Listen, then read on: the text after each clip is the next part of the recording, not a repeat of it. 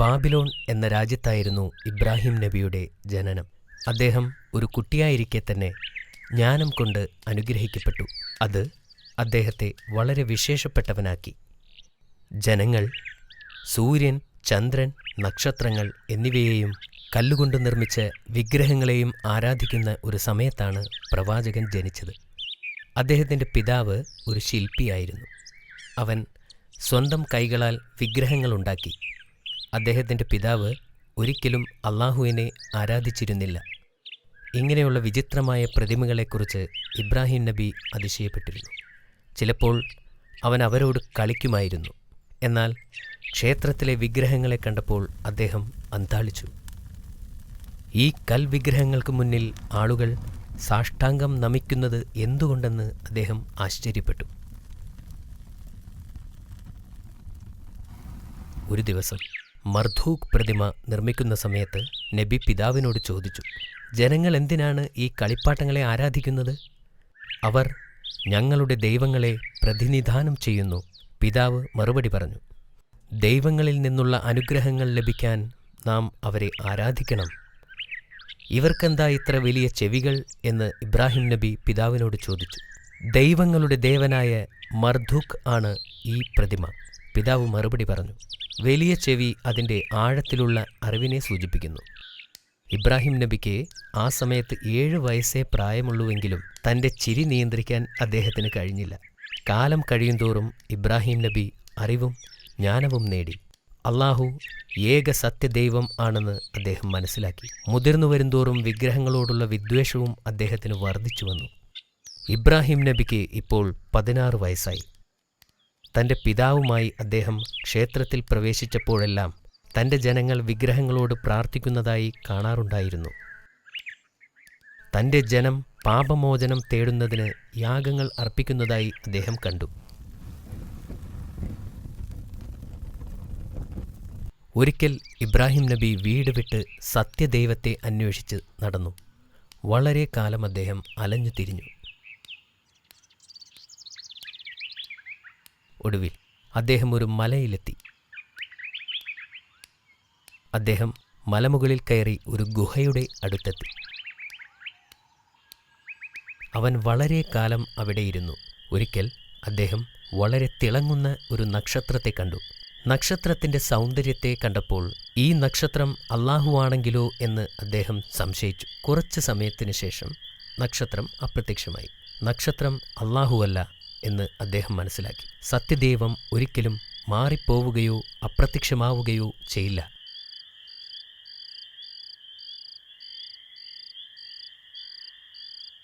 കുറച്ച് സമയത്തിന് ശേഷം ചന്ദ്രൻ ഉദിച്ചു. ചന്ദ്രൻ വളരെ മനോഹരമായിരുന്നു. അതിനാൽ ചന്ദ്രൻ അള്ളാഹു ആണെന്ന് ഇബ്രാഹിം നബി കരുതി. നബി കുറച്ചുനേരം ചന്ദ്രനിലേക്ക് തന്നെ നോക്കി നിന്നു. പക്ഷേ ഏതാനും മണിക്കൂറുകൾക്ക് ശേഷം ചന്ദ്രൻ ചക്രവാളത്തിൽ നിന്നും അപ്രത്യക്ഷമാകുമ്പോൾ അതുമല്ല ദൈവം എന്ന് അദ്ദേഹം മനസ്സിലാക്കി. ഇബ്രാഹിം നബി വളരെ നിരാശനായിരുന്നു. എങ്കിലും അവൻ മലഞ്ചെരുവിലെ ആ പർവ്വതത്തിൻ്റെ മുകളിൽ തന്നെയിരുന്നു.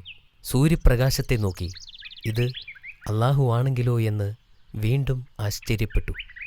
വൈകുന്നേരങ്ങളിൽ സൂര്യൻ ചക്രവാളത്തിൽ അസ്തമിച്ചപ്പോൾ അത് ദൈവമല്ല എന്ന് അദ്ദേഹം മനസ്സിലാക്കി. സത്യദൈവം ഒരിക്കലും അസ്തമിക്കില്ല. യഥാർത്ഥ ദൈവത്തെ ഒരിക്കലും സൃഷ്ടിക്കാൻ കഴിയില്ലെന്ന് ഇബ്രാഹിം നബി മനസ്സിലാക്കി.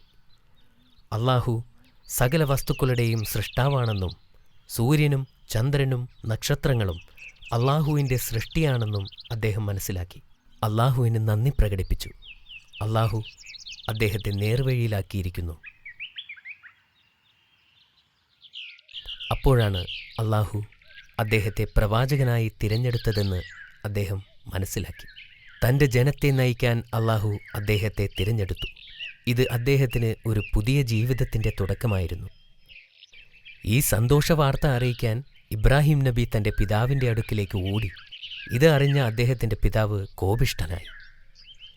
നിനക്കെങ്ങനെ എൻ്റെ ദൈവങ്ങളെ നിഷേധിക്കാൻ കഴിഞ്ഞു? പിതാവേ, എന്നെ പിന്തുടരൂ, ഞാൻ സത്യമാർഗത്തിൽ അങ്ങയെ നയിക്കാം. ഇബ്രാഹിം നബി പിതാവിനോട് യാചിച്ചു.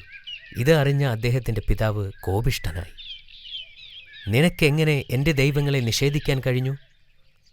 പിതാവേ, എന്നെ പിന്തുടരൂ, ഞാൻ സത്യമാർഗത്തിൽ അങ്ങയെ നയിക്കാം. ഇബ്രാഹിം നബി പിതാവിനോട് യാചിച്ചു. ഒന്നും ചെയ്യാനാകില്ലെന്ന് പിതാവ് ചിന്തിച്ചു. അള്ളാഹുവിലേക്ക് ആളുകളെ ക്ഷണിക്കേണ്ടത് തൻ്റെ ദൗത്യമാണെന്ന് അദ്ദേഹം മനസ്സിലാക്കി. നബി മറ്റ് ആളുകളുടെ അടുത്തെത്തി അവരെ സന്മാർഗം ഉപദേശിച്ചു. ഏകദൈവം അള്ളാഹു മാത്രമാണ്. അല്ലാഹുവല്ലാതെ യാതൊരു ദൈവവുമില്ല. അവനല്ലാതെ ആരാധനയ്ക്കർഹൻ മറ്റാരുമില്ല. ഞാൻ ഇനി ഒരിക്കലും വിഗ്രഹങ്ങളുടെ മുൻപിൽ വീണ് നമസ്കരിക്കില്ല. അദ്ദേഹം പറഞ്ഞത് കേട്ടപ്പോൾ ആളുകൾ വളരെ രോഷാകുലരായി. നിങ്ങൾ എന്തിനാണ് ഈ വിഗ്രഹങ്ങളെ ആരാധിക്കുന്നത്? അവർക്ക് ശക്തിയില്ലെന്ന് നിങ്ങൾക്കറിയില്ലേ എന്ന് അദ്ദേഹം വീണ്ടും അവരോട് ചോദിച്ചു. അവർ ഇബ്രാഹിം നബിയെ ഭീഷണിപ്പെടുത്തി. ആയതിനാൽ അദ്ദേഹത്തിന് അവിടം വിട്ട് പോകേണ്ടി വന്നു. വിഗ്രഹം യഥാർത്ഥ ദൈവങ്ങളല്ലെന്ന് അവരെ കാണിക്കാൻ ഒരു ഉപായത്തെ പ്രവാചകൻ ചിന്തിച്ചു. ഒരു ദിവസം ഒരു വലിയ ആഘോഷം അവിടെയുള്ള നദിക്കരയിൽ വച്ച് നടന്നു. നഗരത്തിലെ എല്ലാവരും അവിടെ കാണുമെന്ന് നബിക്കറിയാമായിരുന്നു. പട്ടണത്തിൽ ആരും ഉണ്ടായിരുന്നില്ലെന്ന് ഉറപ്പുവരുത്തുന്നതുവരെ പ്രവാചകൻ കാത്തിരുന്നു. അദ്ദേഹം ഒരു കോടാലിയെടുത്ത് ക്ഷേത്രത്തിനുള്ളിലേക്ക് പോയി. അവിടെ ഒട്ടേറെ വിഗ്രഹങ്ങളുണ്ടായിരുന്നു. അവിടെ ഉണ്ടായിരുന്ന വിഗ്രഹങ്ങളെല്ലാം തച്ചുടച്ചു. ഒഴികെ എല്ലാ വിഗ്രഹങ്ങളും തകർത്തു.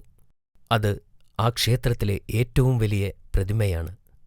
ഈ പ്രതിമയുടെ കഴുത്തിൽ ഒരു കോടാലി വച്ച് അദ്ദേഹം ക്ഷേത്രത്തിൽ നിന്ന് ഇറങ്ങി. പിറ്റേ ദിവസം നഗരത്തിലെ ആളുകൾ ആരാധനയ്ക്കായി ക്ഷേത്രത്തിൽ ചെന്നപ്പോൾ വിഗ്രഹങ്ങൾ തകർന്നു തരിപ്പണമായത് കണ്ട് അവർ ഞെട്ടി. വിഗ്രഹങ്ങളുടെ കഷ്ണങ്ങൾ ചുറ്റിലും ചിതറിക്കിടക്കുകയായിരുന്നു.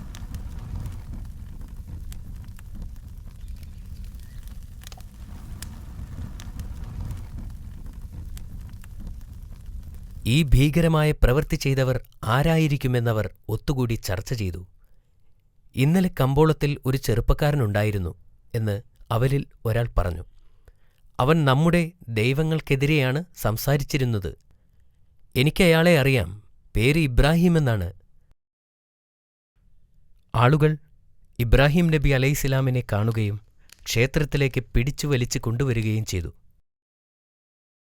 നീയാണോ ഇതെല്ലാം ചെയ്തത്? എന്തിനാണ് നിങ്ങൾ എന്നോട് ചോദിക്കുന്നത്? ഇവിടെ ഒരു വലിയ ദൈവം നിൽക്കുന്നുണ്ടല്ലോ, അദ്ദേഹത്തോട് ചോദിച്ചാൽ പോരെ? ഇത് അവിടെയുള്ളവരെ ചൊടിപ്പിച്ചു. വിഗ്രഹങ്ങൾ സംസാരിക്കില്ല, നീ എന്താ ഞങ്ങളെ കളിപ്പിക്കുകയാണോ? സംസാരിക്കാൻ പോലും കഴിവില്ലെങ്കിൽ ഈ വിഗ്രഹങ്ങളെ പിന്നെ എന്തിനാണ് ആരാധിക്കുന്നത്? അങ്ങനെയാണെങ്കിൽ അവർക്ക് കാണാനോ കേൾക്കാനോ സാധിക്കില്ലല്ലോ. അവിടെ കൂടിയിരുന്നവർക്ക് ഒന്നും പറയാനുണ്ടായില്ല. അവർക്ക് നാണക്കേട് തോന്നി. ചിലർക്ക് ഇബ്രാഹിം നബി പറയുന്നത് സത്യമാണെന്ന് മനസ്സിലായി. എന്നാൽ മറ്റുള്ളവർ അപ്പോഴും വൈരാഗ്യം വച്ചുകൊണ്ടിരുന്നു. അവനെ കൊല്ലണം! ആളുകളുടെ ഇടയിൽ നിന്ന് ഒരു ശബ്ദമുയർന്നു. അവർ അദ്ദേഹത്തെ ചങ്ങലകൾ കൊണ്ട് കെട്ടിയിട്ടു. അദ്ദേഹത്തെ എന്ത് ചെയ്യണം എന്നുകൂടി ആലോചിച്ചു. അവനെ ചുട്ടുകൊല്ലണം! ഒരാൾ പറഞ്ഞു. ഇന്നുവരെ കണ്ടിട്ടില്ലാത്ത തരത്തിലുള്ള തീയിൽ അവനെ എറിയണം! മറ്റൊരാൾ പറഞ്ഞു. ഇത് നല്ലൊരു തീരുമാനമാണെന്ന് എല്ലാവരും കരുതി. അങ്ങനെ ബാബിലോണിലെ ആളുകൾ തീയുണ്ടാക്കാൻ ആരംഭിച്ചു. ഭയാനകമായ തീ.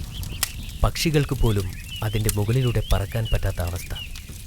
ആളുകൾക്ക് അതിൻ്റെ അടുത്തുപോലും പോകാൻ സാധിക്കില്ലായിരുന്നു. മാഷാ അല്ലാഹ്, വളരെ മനോഹരമായ കഥ. ഇന്നിനി ഇത്രയും മതി. ഇതിൻ്റെ ബാക്കി നമുക്ക് നാളെ പറയാം. ഓക്കേ ബാബാ. ഈ കഥയെക്കുറിച്ച് ഞാൻ കുറച്ച് ചോദ്യങ്ങൾ ചോദിച്ചാലോ? ഹാ. ഇബ്രാഹിം നബി അലൈഹിസ്സലാം എവിടെയാണ് ജനിച്ചത്? ബാബിലോൺ. അദ്ദേഹം ബാബിലോണിൽ ജനിച്ചു. മാഷാ അല്ലാഹ്, അത് ശരിയാണ്. ഇബ്രാഹിം നബിയുടെ പിതാവിന്റെ ജോലി എന്തായിരുന്നു? ഞാൻ നിനക്ക് കുറച്ച് ഓപ്ഷൻസ് തരാം. ഓപ്ഷൻ എ ആശാരി, ഓപ്ഷൻ ബി ശില്പി, ഓപ്ഷൻ സി മരം വെട്ടുകാരൻ. ഇത് വളരെ എളുപ്പമുള്ളതാണ്. ഓപ്ഷൻ ബി, ഒരു ശില്പിയായിരുന്നു. അതും ശരിയാണ്. നിനക്കുള്ള അടുത്ത ചോദ്യം. എന്തുകൊണ്ടാണ് നബിയോട് വീട് വിട്ടു പോകാൻ പിതാവ് ആവശ്യപ്പെട്ടത്? പ്രവാചകൻ വിഗ്രഹങ്ങളെ ആരാധിക്കാൻ വിസമ്മതിച്ചു. ഇത് അദ്ദേഹത്തിന്റെ പിതാവിനെ ചൊടിപ്പിച്ചു. അതുകൊണ്ട് വീട് വിട്ടു പോകാൻ ആവശ്യപ്പെട്ടു. ഇത് ശരിയാണോ ബാബ? അതെ, ശരിയാണ്. ആ നാട്ടുകാർ എന്തിനാണ് നബിയോട് വൈരാഗ്യം പുലർത്തിയത്? ഇബ്രാഹിം നബി വിഗ്രഹങ്ങൾക്ക് കഴിവുകളില്ല എന്ന് കാണിക്കാൻ വേണ്ടി അവയെല്ലാം തച്ചുടച്ചു. അതാണ് കാരണം. ശരിയല്ലേ? മാഷാ അല്ലാ, ഉത്തരം ശരിയാണ്. ഇന്നത്തേക്ക് ഇത്രയും മതി. ഈ കഥയുടെ ബാക്കി നിനക്ക് നാളെ പറഞ്ഞു തരാം. Good night. Good night.